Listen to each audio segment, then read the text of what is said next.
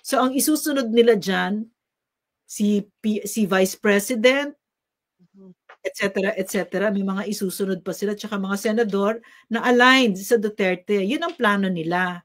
Pero katulad ng plano nila dito, monumental blunder, no? Pagkakamaling napakalaki, 'di ba? So nakita ninyo kung gaano kahina ang kukote ni Marcos na nakipag-alyado siya sa kalaban ng gobyerno. Siya kaya ang gobyerno, 'di ba? Ang hina, CPP, NPA, NDF, ang Marcos administration. Pag sinabi ko Marcos administration, ang ibig sabihin PNP, kung kaya't ayan sila mismo ang yung karahasan kay PRRD, no?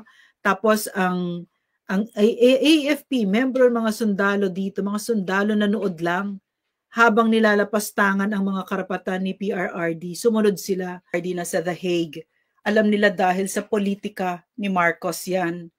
No? At saka alam nila dahil sa ambisyon, alam nila na magnanakaw si Marcos, alam nila drug addict si Marcos, alam nila na yung constitutional rights ni PRRD ay violate at inilipad siya sa The Hague. At hindi lang yun hindi lang yung Marcos administration ang hindi lang si Bongbong Marcos ang nakakahiya dito. Kasi yung pang-aabuso kay PRRD at yung pagmamalabis ay nasa kamay ng Philippine National Police na ito's headed by Nicolas Torre, no? Since nakidnap si PRRD ng Marcos administration in collusion with the CPP, NPA, NDF at saka yung ICC. Kasi sa mga kababayan ko, ang CPP, NPA, NDF ay nasa loob ng ICC. No? So lumabas yan ngayon, Angel, sa column ni Bobby Tiglao, 'di ba? Yes. Sa mga kababayan ko, si Ambassador Bobby Tiglao ay dating kadre ng CPP, NPA, NDF at naging ambassador siya. And katulad ng mga dating kadre na nagbalik loob sa gobyerno, alam na alam niya kung ano yung hinaharap nating yung danger, no? Marami tayong panganib na hinaharap ngayon kasi ang ating gobyerno ay kaibigan ng CPP, NPA, NDF para sa politika. No? So, yan ang resulta ng ambisyon, no? At saka walang tunay na pagmamahal sa bayan. And also, parang gusto ko siya i-tie up then doon sa sinabi ng Vice President na nakakabahala, na sinabi niya, merong design dito, no? Pagkatapos ni PRRD, ang isusunod sila Senator Bato. Did she also say Senator Bongo? I'm not so sure. And I think so, Doc. And then the generals, si Vic Danao, si Oscar Albayalde, and si General Karamat. Na si General Karamat, may narinig kaming kwento na hinindian niya yung bayad sa kanya ni Martin Romualdez para siraan at magsinungaling tungkol kay PRRD. So may parusa 'yon. Tinatanong natin si Speaker, totoo ba 'yon, 'di ba? Na nagbabayad ka ng tao para magsinungaling tungkol kay PRRD. Pero wala din kasi minus 49 ka. Walang nagmamahal sa'yo, walang nagtitiwala. Pero si PRRD, inano nyo na, ibrinaso nyo at inilipad nyo na sa Hague, pero mahal na mahal ng Pilipino all over the world. At mamahalin pa siya ng buong mundo. So, loser ka talaga, Martin. Talagang napaka-loser mo. Ikaw na pinaka-loser na kilala ko sa buong mundo. Walang nagmamahal sa'yo. Okay. Angel, lahat tayo, no? Para pasamahal natin si PRRD, no? And the least deserving of this kababuyan ng Marcos CPP alliance na yan, no? Nakakahiya sa mundo. Yan ang centerpiece ng Marcos administration. Alam ng buong mundo kung bakit si PRRD nasa The Hague. Alam nila dahil sa politika ni Marcos yan. No? At saka alam nila dahil sa ambisyon, alam nila na magnanakaw si Marcos, alam nila drug addict si Marcos, alam nila na yung constitutional rights ni PRRD ay violate at inilipad siya sa The Hague. At hindi lang yun hindi lang yung Marcos administration hindi lang si Bongbong Marcos ang nakakahiya dito. Kasi yung pang-aabuso kay PRRD at yung pagmamalabis ay nasa kamay ng Philippine National Police na it was headed by Nicolas Torre, no? And then it happened in a military camp while soldiers, members of the armed forces of the Philippines, just passively looked on without doing anything. Pinayagan nila na yung outrage na sa harap nila binababoy yung karapatan at yung saligang batas natin in the person of PRRD. And on top of that, parang for me, kasi ang dami ko nakakausap na mga abogado, international, local lawyers, no? This is a travesty at nangyari ito kasi ang Supreme Court and even the lower courts did not do anything to stop it. 'Di ba? Hindi sila nag-issue ng TRO kasi in no other country in the world could this have, in a civilized country, in no other civilized country in this world could this have been possible where when an ordinary citizen ay ikikidnap na kasi may warrant of arrest, 'di ba? Sabi but a warrant of arrest precludes meron kang judicial appearance, meron kang appearance sa isang local court, no? A local a court, a competent judicial authority. And of course, that's not the DOJ because the DOJ is an executive branch of the executive, diba? So it's just intellectual dishonesty and dishonesty, blatant lying when they say that the DOJ is a court of judicial competent judicial authority. It's not. Okay, so even though he didn't see, he wasn't given, humarap sa korte, hindi binigay sa kanya yon. And even though yung Rome Statute explicitly says that there has to be no executive walang what do you call this, interference, di ba? Walang ganyan. But it all happened, and there in no court in any civilized country could this have been possible. Hindi ito mangyayari, and yet it happened. So ang ibig sabihin nito, yung pag-surrender ng Pilipino, no, sa isang foreign entity na hindi dinala sa korte natin, local courts natin, no, at pinayagan ng mga korte natin. Ibig sabihin nito, no, yung apart from the fact na we surrendered our sovereignty, grabe, to a foreign entity. Yeah. No, 'di ba? Sinurrender na natin ang soberanya natin. Sinasabi ni Bongbong Marcos na wala tayong working judicial system, wala tayong mga korte kung kaya't kailangan foreigner ang mag-judge nito, 'di ba? Kay PRRD. And even though we are not a member state of the ICC, and it all happened. So what Bongbong Marcos is saying to the world is that the Philippines is a banana republic. And for me, that PRRD has been there for 48 days seems like it's true. No? That this is already a banana republic. This is what Bongbong Marcos has done to our country. No, because he's colluded with the CPP, NPA, NDF that is inside the ICC. And for me, that is unforgivable. That is an impeachable offense, betrayal of public trust. Kitang-kita naman na nandiyan ang CPP, NPA, NDF. No, hindi ko alam siya, pero hindi pinipick up ng mainstream, no? Binabaliwala, and of course it's hard for ordinary bloggers to understand this, no? So that's what I think it is, but I'm also hopeful kasi there's an elections that's coming up, diba? Elections are coming up, and for sure there will be massive cheating. For sure, because it's Marcos and Romualdez. They've already laid the predicate a long time ago. As soon as they sat in office, nag-vote buying na at tinanggal na si VP, etc. Diba? So, ang pakay nila itong 2028, malaking bagay ito. No? So, nanganganganib ang ating bansa ngayon kasi kakuntsaba ni Bongbong Marcos ang teroristang organisasyon, CPP, NPA, NDF, at ang CPP, NPA, NDF ay nasa loob ng ICC. So namemeligro ang Pilipinas ngayon. Actually, ang nakikita namin, no, kasi alam mo naman, nasa comms kami, so napapanood namin lahat ito. Nakikita namin, dinidistract nila ang taong bayan. No? Gusto nilang wag nang pag-usapan si PRRD kasi natakot sila sa outpouring of love, natakot sila sa galit ng tao, natakot sila sa pagbulusok ng trust and approval ratings ni Bongbong Marcos at ni Tambaloslos, no? Natakot sila kasi in other words, itong mga may dalawang pinaka-stupido na yata na nakita kong administrasyon na ito na monumental blunder yung ginawa nila kay PRRD. Sobra. Kung gusto sana nila manalo, dapat hindi nila ginawa yan kasi mahal na mahal ng taong bayan si PRRD. So anyway, ang gusto nila, i-distract tayo kung ano-anong pag-uusapan, gera. Dapat panoorin niyo yung sining Wag the Dog, no? Gagawin nila yon. Gera, or yung sa West Philippine Sea, kung ano-ano, pang-distract sa atin para makalimutan natin si PRRD. Hindi nila alam. Pag true love, hindi mo nakakalimutan. Totoong mahal tayo ni PRRD.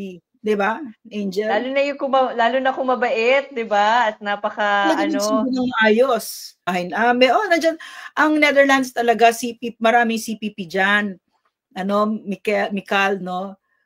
Pero yung mahinang anti-Duterte, oo, mahina talaga yan. Ang kakaunti lang sila. Pero mahina sila, pero nasa strategic sila ng mga lugar, no? So kunyari nasa Kongreso sila, nasa Senado sila, nakapalibot sila kay Bongbong Marcos, nasa loob sila ng ICC, no? Sa pwede mo ilagay yun, Angel, yung link nung column ni Bobby Tiglao. Ang sinasabi ni Bobby Tiglao, ito ang pinaka delikado na pag-aalyansa, ang Marcos CPP alliance. Bali-bali talaga itong Bongbong Marcos na ito kasi yung tatay niya mismo kalaban ang CPP.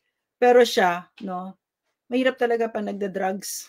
Mahirap talaga, no. So yung Joma Season Group, yung nagrarally-rally na sinasabi ni Mikal sa Netherlands, yung parang 15 lang sila or 12, mga ganon. Totoo 'yon, pero nasa loob sila ng ng ICC, Mikal, no. At pwede nilang, at ang target nila ay yung susunod naman yung Vice President na tinutulungan ng Marcos administration. You can be sure about that, no. Say, I had thought the ICC's case against the former president was nonsense and would immediately be thrown to the dustbin. I also thought so because it was so bad. It was so sloppily handled, diba? Talagang bumbling. After all, how would the ICC try a former head of sovereign nation that has a fully functioning justice system, in contrast to cases in which it got a conviction, which was in 3 countries barely out of the Stone Age, namely Congo, Mali, and Uganda, involving crimes against humanity committed in the course of civil wars? How could the ICC try a head of state for his intensified police operations to get rid of his country of illegal drugs? No wonder only Cambodia among the Southeast Asian nations is a member of the ICC. I have written 2 columns that prove that Ferdinand Marcos Jr.'s administration has struck an alliance with the Communist Party of the Philippines for it to provide the cadres and mass organizations to manufacture false evidence and portray Duterte as a mass murderer, which is totally atrocious if one really looks at the evidence. That 30,000 were killed in the war against illegal drugs has been proven as one of the biggest fake news ever. A figure invented by the leftist organizations and anti-Duterte publications such as Rappler, which was funded by the American institution National Endowment for Democracy to demonize Duterte for distancing the country from the US and drawing it closer to China. To add to my arguments, I asked an artificial intelligence app, which is really a glorified but super fast researcher, to report the role of the communists in the ICC. However, it refused to use the term communist as there is no hard evidence to link it to the party. Of course, since it is an underground organization, it used the freely euphemism leftist, which refers to really a member of the CPP or a sympathizer. So ito ang report ng AI. Tinanong siya ni Bobby Tiglao. Leftists, meaning the CPP in the Philippines, have supported the ICC case against Duterte, particularly in relation to his war on drugs and the allegations of crimes against humanity. The support is evident through the actions and advocacy of human rights groups activists and lawyers who often align with the leftist ideologies, focusing kunwari on justice, social justice, and accountability for state violence during Duterte's campaigns. Here are the two ways they have supported the ICC: documentation, organization. Alam na natin ito, yung ginawa nila nung panahon ni PRRD, di ba? So basically, ang sinasabi, okay, but this is good to read. Magtiyaga tayo para maintindihan natin ito. Here are the key ways they have supported the ICC. Ito yung paraan na ginawa ng CPP para suportahan yung akusasyon na si PRRD ay mamamatay tao. Documentation and evidence gathering. Human rights advocates, many of whom identify with leftist principles due to their focus on systemic inequality and state oppression, have been instrumental in compiling evidence for the ICC. For instance, lawyers representing victims' families gathered evidence from hundreds of cases of extrajudicial killings which was submitted to the ICC. So, nag-magic sila, nag-mekos-mekos sila dyan. Organizations like Amnesty International, whose Southeast Asian researcher Rachel Claude Howard described Duterte's ICC appearance as a symbolic moment for victims, have conducted major investigations into extrajudicial executions, concluding that these acts meet the threshold of crimes against humanity. Walang alam tong mga ito. So meron silang mga ganyang mga kaalyado. So, sige, Angel. Skip it, Angel, skip it kasi it's AI propaganda talaga, no? So let's go to the meat of what Bobby is saying. So in other words, ang CPP nagbuo sila ng maraming ebidensya kuno, pero puro imbento, puro kasinungalingan, at saka ginawa nila sa mga alliances nila sa mga international organization, no, katulad ng Amnesty International at Human Rights Watch. So tapos hanggang sa naaresto. Okay, so the AI report, of course, relies only on information posted on the internet and therefore claims that the left support of the ICC case stems from its ideology that emphasizes resistance to state attacks on the working class. I do not buy that. This is the most unprincipled alliance an elected government has entered into with an organization that has, through its armed struggles spanning 56 years, helped impoverish the nation. No?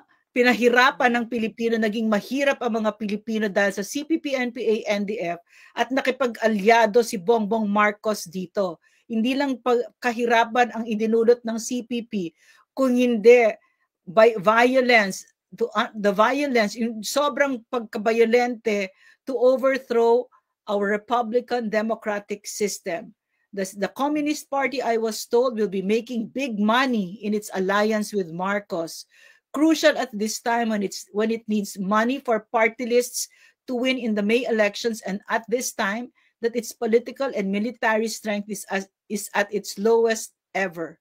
Marcos has given new life to the Communist Party in order to politically bury the Dutertes, the only threat to this clan's greed to remain in power. Faust making a pact with the devil. So, ang sinasabi ni Bobby Tiglaw, mga kababayan ko, no, si Marcos nakipag-alyansa sa komunistang terorista. At ginawa niya yan para tumagal sa poder at para makapagnakaw pa sa Pilipino. So, ang sinasabi ni Bobby dito, ni Ambassador Bobby, na ito yung pinakadelikado na pagkikipag-alyansa. No? So, para binigyan pa niya ng pera. Kasi nung panahon ni PRRD, ang ibinigay niya na CPP kay Marcos ay dapa na, no? Dapa na. Nangalahati na sila sa Kongreso. Lampas kalahati na. Pero ngayon ibinuhay naman ni Marcos. So tapos ngayon babawian nila si PRRD kasi ang ibig sabihin nito, kaibigan nila si Marcos? Hindi nila kaibigan si Marcos. Ginagamit lang nila si Marcos para tanggalin muna si Duterte kasi mas malakas si Duterte, mas mahirap tanggalin yan, no? So pag natanggal na nila si Duterte, si Marcos na yung susunod. Ngayon nga lumalabas na eh. Nilalabanan na nila, no? Kasi ang Correct. kung bakit ito delikado, no? Kasi papabagsakin nila si Marcos. Madaling pabagsakin si Marcos kasi kita niyo naman, no? Kita niyo Mm. naman, corrupt, drug addict, magnanakaw, 'di ba? Ganid sa kapangyarihan. Hindi kailangan mag-imbento ang CPP tungkol sa kasamaan ni Marcos. No, maraming sasama sa kanila. Ayaw natin na babagsak ang gobyerno. Ayaw natin kasi ang nakaantay diyan ay ang CPP, ang teroristang organisasyon. No, so hindi ko alam, tulog yata ang AFP, no? Tulog na So tulog yata. sad. Opo, Angel, kaya nga po. meron akong ipapa-favor sa iyo na i-play mo. Yung sinabi ni PRRD kasi, sinabi na din ni Vice President, um, wag ninyong iboto. Ano ang sinabi ni Vice President? Tingog party list, wag ninyong iboto ang Tingog party list. Wag ninyong iboto ang Ako Bicol at wag ninyong iboto ang Makabayan Block. So papakita Try ko ko, hanap. Angel, Diba? bibigay ko ngayon sa thread natin, Angel. Sige po. Kailangan ma-play natin ito para marinig natin nung time ni PRRD. Sinabi niya the same thing na sinasabi ni Vice President ngayon. No. So Sige po. Try ko po. Parang na-download ko na po yata siya. Pero oo let's nga, see po. kasi paulit-ulit natin 'yan kasi kailangan ulit-ulitin natin 'yan. Kasi Correct. kapagka ang CPP, no, nabigyan mo ng kapangyarihan, ang kapangyarihan na 'yan gagamitin para i-recruit ang mga anak natin. Just recently, no, Angel, merong mga namatay. 7. Babasahin ko ha. Pinatay sila, namatay dahil nakikipaglaban sa gobyerno. Meron taga UP ba ito? UP Opo. Cebu alumni. Ito yung mga namatay, ha? Reniel Locsin Celion, Mary Jane Maguilat, Charity Amacan, John Ray Mejares, Glenda Tino Mejares, UP alumni D. Supelanas. Ito po Joint yung opo, ito po yung social media card nung mga CPP. leftists, nung CPP po.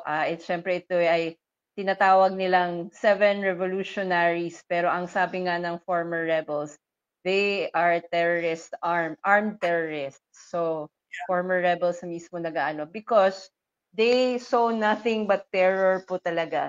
And of course, the propaganda of the CPP, they will call them the revolutionaries. Yeah. At saka para nalungkot ako kasi may nakita ko dalawa parehong apelyido, Mejares. Ito magkapatid, 'di ba? Magkapatid. So, ito yung kung bakit namin hindi kami titigil dito kasi ang nakasalalay dito ay ang buhay ng mga anak natin, no? At yan ang ginawa ni Bongbong Marcos. Inuulit niya ang lampas na kalahating siglong pagmamarahas ng CPP, NPA, NDF. Ay hindi po revolutionaries yan, mga terorista yan. Nakakaawa kasi tama si Lorraine Ayun. Sorry. Tama si Lorraine Badoy. Badoy.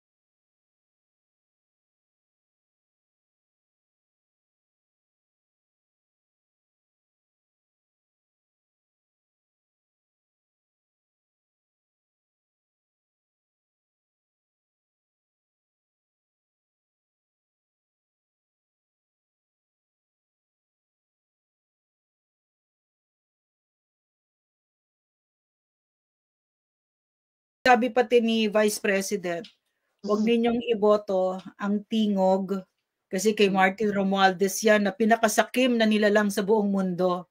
Huwag nyo din iboto ang Ako Bicol at saka ang Makabayan Black. Yan yung hinihingi ng Vice President sa atin. No, pareho silang hinihingi ng tatay niya yung Kamatayan Black. No? So, yan yung sinabi nilang dalawa. Hinahanap ko po, alam ko po na share ko na yun the last time pero sige po, ihahanap Angel, ulit yun. meron akong pinadala sa iyo ngayon kasi gusto ko makita ng mga kababayan natin kung gaano nakalayo yung narating natin sa laban na ito, no? Kasi kami ni Angel mula't simula ng NTF-ELCAC under PRRD, nandiyan na kami, no? Kami yung mga pioneers ng ELCAC nung time ni PRRD. No, so isa sa pinakamalaking challenges yung pagmulat sa ating mga kababayan, pagsabi ng katotohanan tungkol sa CPP. So ngayong after how many years, natutuwa kami kasi nakikita namin na mulat na ang Pilipino, pero meron na namang bagong style itong ginagawa, itong Marcos CPP collusion. Meron na naman tayong bagong hamon. No, pero sana makita natin ninyo ito para makita ninyo na nagkakaisa tayo dito para hindi naman tayo masyadong malungkot. Doc, alam niyo po, if you can share, if you can click the link again, I think nababa po siya. Pa-check na lang po just to be sure. Gosh. Opo. Tinanggal? I hope I'm wrong. I hope it's on my side only po. Let me see. Opo, sige po. Pero I know what you're trying to describe po na video. But yeah, it was taken down. Grabe! After millions of views. Opo, 2.4 million views and then 21,000 reactions. I'll try to look for it dun sa former rebels po. Kasi yes po, go ahead, Doc. Bali yung video na yon, mga kababayan, makikita nyo na yung kabataan na party list na ginagana, mga nalin lang ng CPP, no, nangangampanya sila. Tapos may isang parang magulang doon, galit na galit na lumayas nga kayo dito, kilala na namin kayo, alam na namin kayo. Tapos pakul pa yung bata. Pero nakakaawa, no, kasi talagang nakita mo na naniniwala siya siguro sa sinasabi niya, hindi niya alam ginagamit siya ng mga CPP. At yan yung kwento ng mga nanay nila, ng mga kaibigan natin, ng mga nanay na yung mga anak ay nalinlang na sumali sa CPP, no? Kapag ka-elections, yung mga anak nila, ang ginagamit, taga-paskel, taga-ganyan, no? Taga-lagay ng mga, taga-kampanya, taga-bigay ng flyers, at pagkatapos nila gawin yan, ang susunod, NPA na sila. Iaakyat sila sa bundok pagkatapos silang gamitin sa mga kampanya. At pinalakas ni Marcos ulit yan. No? So, hindi talaga kapatapatawad itong ginawa ni Bongbong Marcos, pakikipag-alyansa sa CPP, NPA, NDF. Huwag natin papatawarin talaga yan. At dapat itigil na natin yan. Kaya nga, wala na dapat party list sa itong elections na ito. No? Zero. No, Angel, no? Yung sir, maraming salamat na talagang pinakita nyo yung galit at yung sama talaga ng loob at yung lungkot ng mga magulang, no, sa ginawa ng CPP, NPA, NDF sa mga anak natin. Just now, no, ano itong pinagsasabi niya? Just now, 7 namatay, no, na NPA, mga bata pa yan, no, mga UP graduate pa yung iba dyan, no. So not that it's any less kung kansansang kamang graduate, wala akong pake, pero nakakaawa, ginagamit yung mga kabataan, di ba? At ano sinasabi niyang free education? Anong ginawa nila free education? Pinagsasabi niya, si President Rodrigo Roa Duterte lang ang Pangulo na nakapagbigay ng free college education. Okay, so mga maimbento at credit grabbers katulad ng ginagawa ni Cristina Conti, lahat sila mga sinungaling yung mga yan. So maraming salamat talaga kasi yung pinakita ng mga alam mo mga kababayan, no, bakit kami matapang dito, ila Angel? Kasi marami na kaming nakilalang mga magulang na ang mga anak nila ay nagkandamatay dahil sumali sa kabataan party list, sa Bayan Muna, sa Alliance of Concerned Teachers, sa Gabriela, etc., etc. Anak bayan, di ba? So, at saka hindi lang yon. Marami sa kanila, marami din katulad ni Kit Absalon, no? Pinatay ng NPA. Maraming atraso ang CPP, NPA, NDF sa atin. Marami kaming nakilala at narinig na mga kwento, no? Nagkandamatay na lang ang mga anak nila. Yung iba pa doon, katulad nila Joanne Lapira, na-rape pa bago pinatay. Diba? Bago namatay. Si Hope Kapampangan, two months before siya pinatay ng NPA, kasi sumali siya nung 15 anyos siya. No?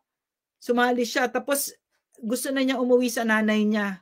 Sabi niya sa nanay niya, uwi na ako, mag-aaral ako ulit. After niya mag-NPA, hindi na niya kaya. Nagkamali siya, sinabi niya sa mga comrades niya. For 2 months, every day nire-rape siya at ino-torture siya. Si Hope Kapampangan yan. Tapos nung huling araw ng buhay niya, pinapili siya. Ano gusto mong paraan na mamatay? Baril or saksak? Pinili niya baril. Tapos pinahukay siya ng sarili niyang libingan at binaril siya. She was only 18. Okay? So, yung mga batang yan, na brainwash na yan. No? Ginagamit ng CPP, NPA, NDF. So, itong pakikipag-alyansa ng isang pangulong walang pagmamahal, walang tunay na pagmamahal sa mga anak natin, sa bayan, wala. No? Bawian natin yan. Kailangan magsanib puwersa tayo. Mukhang nakalimutan na tayo ng gobyernong ito. Nanood na lang kay PRRD habang hinuli siya at inaresto at nilapastangan bawat karapatan niya. So, we only have each other now. Magkapit-bisig tayo. Magkapit-bisig tayo. Sa susunod na election, itong coming election, straight PDP tayo at lahat ng kaalyado ni PRRD, ni Duterte, yan ang iboto natin hanggang sa local, mula senador hanggang sa local na mga pwesto. Yes, huwag kayong bumoto doon sa mga nag-sign ng impeachment. Hindi sila NPA, sila Raul Manuel, hindi sila NPA. Wala silang lakas ng loob na sumali sa isang gera na sila mismo recruit ng recruit. Kung narinig nyo yung binasa kong mga pangalan, no, yung mga 7 NPA na namatay, wala doon ang apelyido ay Manuel o Zarate o Castro, wala. Yung mga white area operators, mga recruiters sila, hindi sila NPA. Ang CPP, ang NPA, ang NDF, parang magkakaiba. So pag tinanong mo sila, si Franz Castro, NPA, sabihin lang, hindi ako NPA. Totoo hindi ka NPA. Totoo hindi siya NPA. Recruiter siya. Kapanalig siya. Miyembro siya.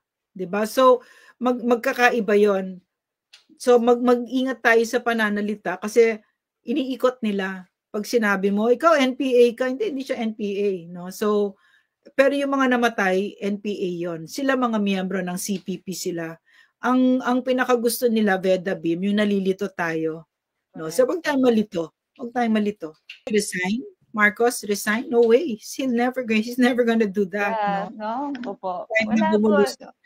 Hindi. No? So, because Marcos is being propped up by powerful entities, the CPP, NPA, NDF, the US military-industrial complex, I guess syndicates, no, and the oligarchs, of course, no, yung mga talagang nakalaban ni PRRD, no, yung mga totoong kalaban ng estado, no. So for me, merong siguro yung sa mindset ng Filipinos, no, na talagang galit na ngayon. There's a last chance, the elections. But what I'm seeing right now kasi is that yung pagka-disenfranchise ng OFWs, no, so that only less than 10% have been registered, less than 10%, no, because they made it so difficult. So kasi siguro I'm thinking, because they know that the OFWs are 99.99% Duterte, di ba? So So my point being, no, ang punto ko dito is ang Pilipino, in love yan, very empowered voters yan, no? Very passionate tayo about our votes, about our democratic processes. Susubukan pa muna natin ito. Pero kapag nakita nila na massive ang cheating, no? Tapos kapal pa din ng muka, tuloy pa din, magkakagulo talaga. Pero bababa sila kahit na halatang nagdaya sila. Tingin ko hindi. Ang kakapal na mga mukha nito. Wala silang kakayanan mahiya. So I don't know what will happen next. I really don't know. No, I would not want any kind of bloodshed. I don't want any Filipino to lose his life. I don't want, honestly, except the CPP, NPA, NDF. I hope they all rot in hell, you know. And but the danger kasi, yung danger kasi is kapag I don't want the government to collapse at all. No, this is all we have. Just remember, mga kababayan, si Marcos hindi naman siya ang gobyerno eh, 'di ba? Hindi siya. No, maraming mga lingkod bayan tayo na that's holding up our country, and also because the government is made up also of Filipinos, us. The government is us, 'di ba? So hindi nila pag-aari yan kahit na ano pang isipin ni Bangag, hindi kanya yan, no? Atin ang gobyerno. So kailangan nating suportahan ang gobyerno. Kasi kapag kaya ay nag-collapse, pwedeng pumasok ang mga komunistang terorista. Ganun yung nangyari sa Syria. Sa Syria, na-oust nila si Bashar, yung kanilang diktador. No? Na-oust nila. Kaya lang yung military sumama kay Bashar. So pagsama ng military kay Bashar, kasi corrupt yung military eh. No? Corrupt yung militar. Pinayagan nila na yung pang-aabuso sa mga taga Syria ay mangyari. Wala silang ginawa, hindi sila nag-intervene. Pero paglayas ni Bashar, kasama yung military, pumasok na yung mga terorista. At mas lalo pang naging impyerno ang buhay nila. So gusto natin peaceful, gusto natin ng yung democratic processes ay masunod. So yung COMELEC nandiyan, nakabantay sila. So we will hold them to fair and clean and honest elections. Salamat po. Thank you, Noy. Thank you, Noy. Pwede bang mag-comment doon, Angel? Pa-comment lang, Noy. Alam mo yung marami nung time ni PRRD, marami kaming accomplishments, 'di ba? Napakadami, yung golden age of infrastructure, yung war on drugs, yung NTF-ELCAC na pabagsak ang CPP, 'di ba? Pero pag nag-uusap-usap kami ngayon, nag-a-analyze kami, nagawa namin lahat 'yon kasi si PRRD ang leader namin, no? Kakaiba na president si PRRD. Kung hindi siya ang president, siguro hindi namin magagawa 'yon. Napakahusay niya na president. Very strong leader. So walang power struggle, maliwanag kung saan ang direksyon namin. Trabaho siya ng trabaho, hindi siya magnanakaw. Totoo yung pagmamahal niya sa bayan. Kung kaya't kami, gumaya din kami lahat sa kanya kasi siya yung leader namin. So ngayon ito si Bangag, ito si yung president na drug addict. Ano sinabi ni Vice President? Kahit si Secretary Herman Chu Laurel daw, may cocaine sa harap niya. Diba? Tsaka parang mga bangag talaga. Parang hindi naman nag-iisip pa ba ito mga ito? Diba? Napaka-shocking ng mga nangyayari at ginagawa ng team ni Bongbong Marcos. Dito lang tayo kay Claire Castro. Parang ano ba to? Diba? Ang gulo-gulo. So, ano ba yung latest na pinagsasabi ni Claire Castro? Hindi ka makapaniwala. Did she really say that? Diba? Oh my God. So, diba, Angel?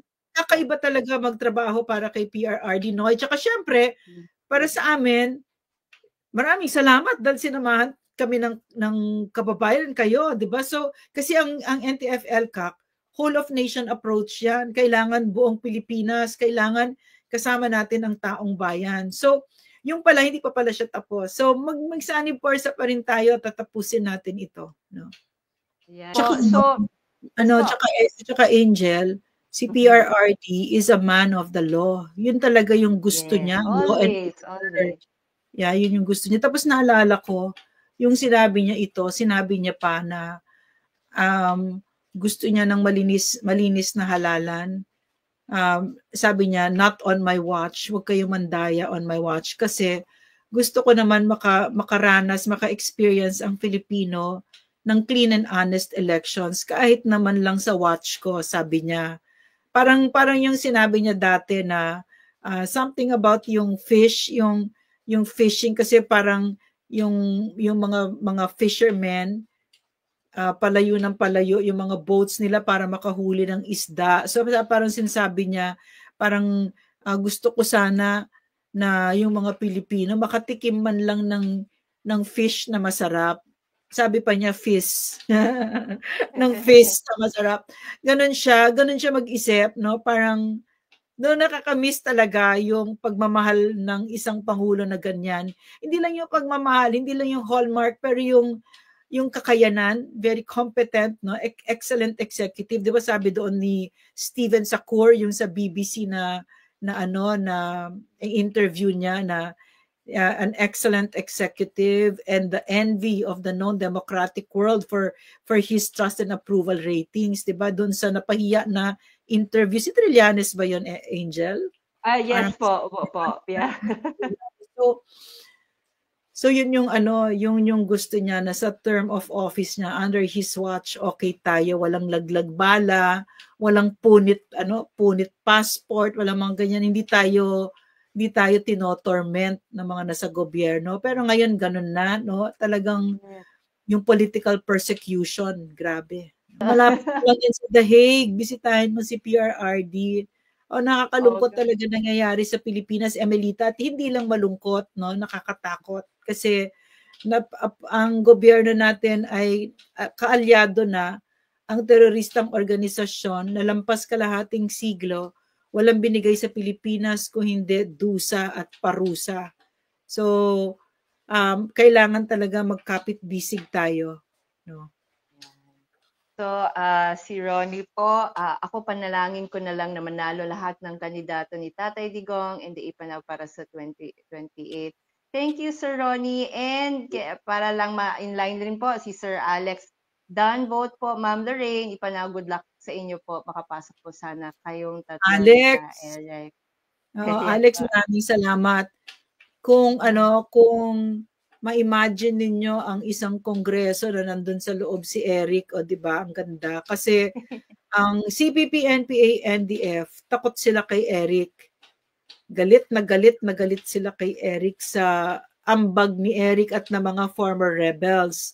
So sinisigurado nila na hindi kami makakapasok sa kongreso.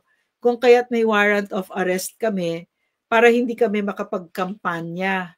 Ang CPP ang gumawa ng ng plano na yan na sinang-ayunan ng Martin Romualdez led Congress, yung mga aso ni Martin. So, wag ninyong bobotohin si Paduano, si Acop, si Abante, si Johnny Pimentel, si Ace Barbers, si Stella Kimbo, si Gaston Bunting, si sino pa ba, Angel? Si Joel Chua, si Abante, si Dan Fernandez.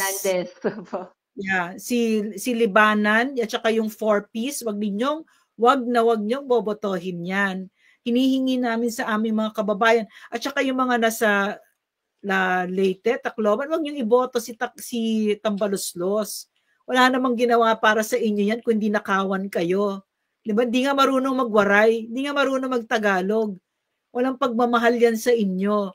Kung ngayon, kung tingin nyo, deserve nyo pa yung ganyang kurakot na na politiko na ginagamit lang kayo at kasuklam-suklam, kawawa naman talaga. Hindi lang kayo ang kawawa, kundi ang buong Pilipinas. Kasi naghahasik ng lagim si Martin Romualdez.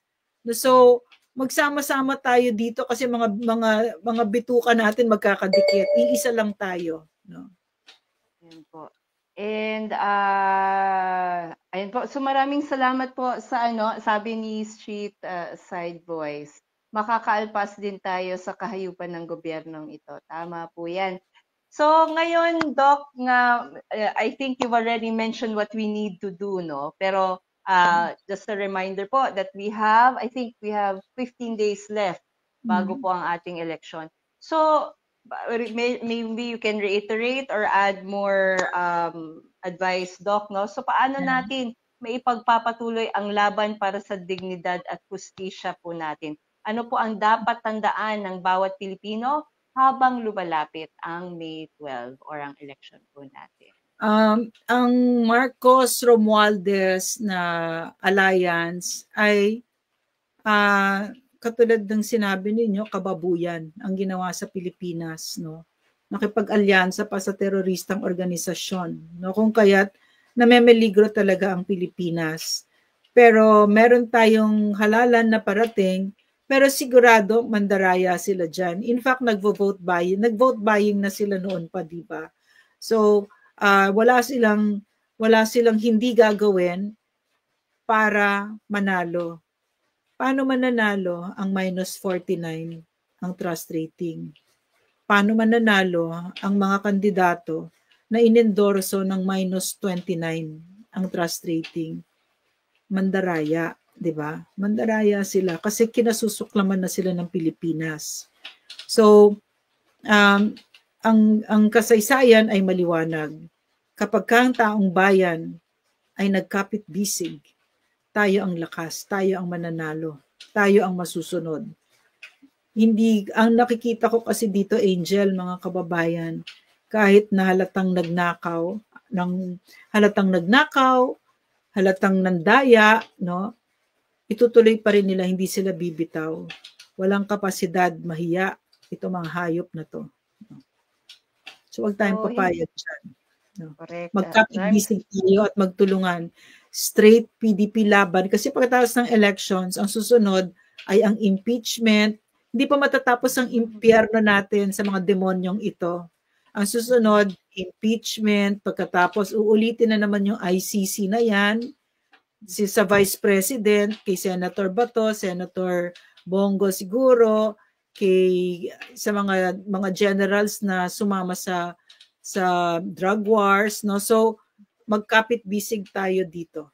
Ang pinag-uusapan na natin ngayon ay ang ating mahal na inang bayan at ang mga anak natin. So yung katulad ng sinabi ni Vice President, ang ganda kasi nung sinabi niya, hindi lang sapat na bumoto tayo kasi isang araw lang 'yon.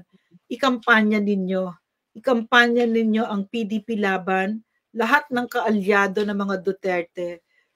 Kahit kami sa EPANAW, wala kaming ganong klaseng pera, yung makinarya na meron si Tambaloslos at ito mga ganid sa kapangyarihan at pera, na ang makinarya nila, ang nagpapaandar dyan ay pera na ninakaw sa kaban ng bayan. Wala po kaming ganyang makinarya. At kahit available sa amin ang resources na ganyan, hindi namin gagamitin yan para saktan ang Pilipino.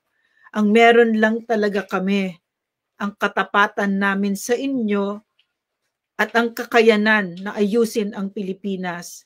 Pero hindi namin kaya yon kung hindi namin kayo kasama at wala ang tiwala ninyo sa amin. Pero hindi ako tatayo dito sa harap ninyo na maglalakas loob, hingin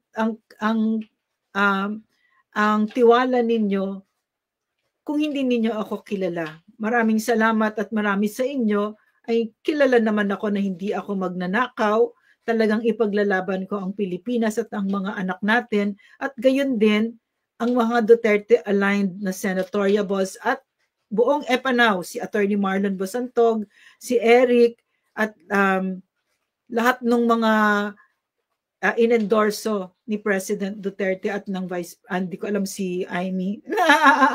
Hindi ko alam. So yun, so magtulungan tayo. Thank you, Angel. Masaya na lang siya. Pakausap nga, nandyan ba siya? Lola, okay lang, kaya natin ito, di ba? Wala yan, pagsubok lang ito. Marami pong magaling pa at matino sa AFP at sa PNP. Marami ako, kaibigan po namin sila, marami akong ka-text, at sila yung mga puting jahas ko, no? So sila yung sources ko, no? But in reality, I'm also disappointed in them. I'm very disappointed. I'm very hurt that nanood lang sila habang pinaparusahan ng Pilipino ng CPP, NPA, NDF, Marcos Alliance ang mga Pilipino, at ang CPRRD ay yung skandalo na nailipad pa sa The Hague na hindi dumaan sa hudikatura natin, pinayagan nila yon, no? Na maliwanag na paglabag yon sa saligang batas natin at pinayagan din ng mga korte natin. So, pero sabihin mo sa lola mo, okay lang yon, chill ka lang, lola. Happy ka lang kasi kaya naman natin eh. No, malaki ang tiwala ko sa Pilipino, no, na talagang galing tayo sa lahi ng mga matatapang at totoo ang pagmamahal sa bayan, no. So, kapit-bisig lang at tatag lang. Basta tayo walang takot, huwag tayo matakot, di ba? So, ano lang, vote din lang, tuloy mo lang mag-register kayo, bumoto kayo, tapos i-resibo nyo, kunan nyo ng picture, ng video, di ba? Para mariwanag kung sino yung binoto ninyo, etc. Kasi sigurado mandaraya ang Marcos Romualdez, no? Alam natin yon, tanggapin na natin yon, sigurado yon. Pero yung andyan naman ang COMELEC, no? We will hold them accountable for clear, clean, and fair elections. Pero hindi ko na alam ngayon, Angel, paano ba yon kung ang registration ay 4 to 10% lang? Parang na-disenfranchise mo na, di ba? Parang nagkaroon na ng failure of elections. Ang mga OFWs, siguro 99% dyan, Duterte, di ba? So kaya nakakabahala. Pero huwag ka matakot, Marisa. No? Hindi ka nag-iisa dito, magkakasama tayo dito. Isa tayong bansa. Sabihin sa mga nagsuporta sa amin, thank you, no? Thank you. Pero maraming imemekos-mekos ang Marcos administration, parang Epanaw ay hindi makapasok.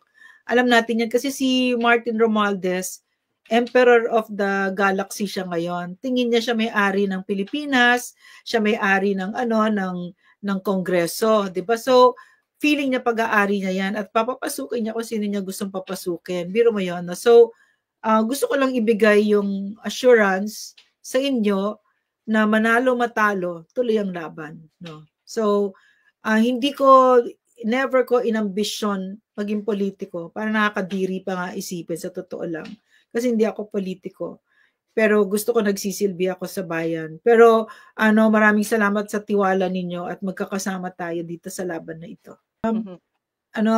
Sino ba naglalagay sa loob ng mga kongresista, 'di ba, ang taong bayan, 'di ba? So, yes. Kung ang tingin ninyo deserve ninyo si Abante, 'di ba? Deserve yun yung mga abusadong yan, si Paduano, si Acop, 'di ba? Kung feeling niyo deserve yun, iboto niyo yan. Nang magahasa ulit tayo, 'di ba? Pero kung tingin niyo deserve din niyo yung totoong naglilingkod sa inyo, boto nyo yung mga totoong naglilingkod sa inyo, yung mga hindi nagnanakaw.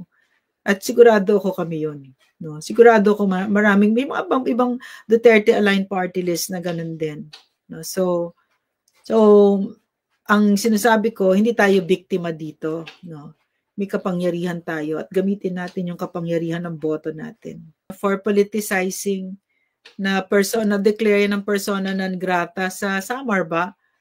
So, ganyan yung napanood natin na pangbabastos niya kay PRRD, yung pagtanggal niya ng karapatan ni PRRD, hindi rin kapatapatawad yon. And he's not really working for the Filipinos because how does it look like? Ano bang itsura kapag ang isang lingkod bayan, kunyari CIDG chief kakatulad niya, no? Ni Torre. Ang unang-una mong gagawin ay susunod ka sa batas kasi law enforcer ka 'di ba? Susunod ka sa saligang batas. Pero nang ginawa niya, tinanggalan niya ng karapatan si PRRD, makita ang anak niya. 4 years imprisonment 'yon, no? Tapos sinabi pa niya kay PRRD, kakalad ka rin daw niya, 'di ba? Tapos pinusasa niya, he denied PRRD. Akin na yan. Gusto ko papanoorin mo ito sa lola mo para maintindihan niya na magkaalyado na ang CPP, NPA, NDF ang Marcos administration. Pag sinabi ko Marcos administration, ang ibig sabihin PNP, kung kaya't ayan sila mismo ang yung karahasan kay PRRD, no? Tapos ang AFP, membro mga sundalo dito, mga sundalo nanood lang habang nilalapastangan ang mga karapatan ni PRRD, sumunod sila. Tapos meron pang nagsabi sa akin na nagdurugo, sundalo siya. Sinabi ko, bakit kayo hindi niyo prinotektahan si PRRD? And then sabi niya, nagdudugo yung puso namin at umiiyak din kami. Sinabi ko sa kanya, wala kaming pakialam, hindi namin kailangan ang duha at dugo-dugo na yan. Ang kailangan namin ay sundan ninyo ang mandato ninyo na protektahan ang bawat Pilipino. 'Di ba? Pero hindi lang naman AFP, PNP ito. Kahit ang mga korte natin, hindi prinotektahan ang liberties, ang mga karapatan ni PRRD. Sa ibang bansa, hindi ito mangyayari. Hindi mangyayari itong skandalong, itong kahihiyan na ito. No? So yan ang centerpiece ng Marcos administration, na who is now in deep collusion with the CPP, NPA, NDF, because the ICC is inside the CPP, NPA, NDF. So ang isusunod nila dyan, si Vice President, etc. May mga isusunod pa sila, tsaka mga senador na aligned sa Duterte. Yun ang plano nila. Pero katulad ng plano nila dito, monumental blunder, no? Pagkakamaling napakalaki. Kasi pagkatapos po nito, Lola, ang nangyari ay bumulusok. Nagalit ang taong bayan kay Marcos. -29. Ang ibinagsak niya, ilang points yon. Pinakamababa ever na kahit na sinong presidente. Kahit na sabihin niya, wala siyang pakialam sa trust and approval ratings o anong sinasabi ng Pilipino. Pag sinasabi niya yan, nilalagay niya ang sarili niya at ang pagka-president niya sa malaking gulo na gusto ng CPP, NPA, NDF na kaalyado niya. 'Di ba? So nakita ninyo kung gaano kahina ang kukote ni Marcos na nakipag-alyado siya sa kalaban ng gobyerno. Siya kaya ang gobyerno. 'Di ba? Ang hina.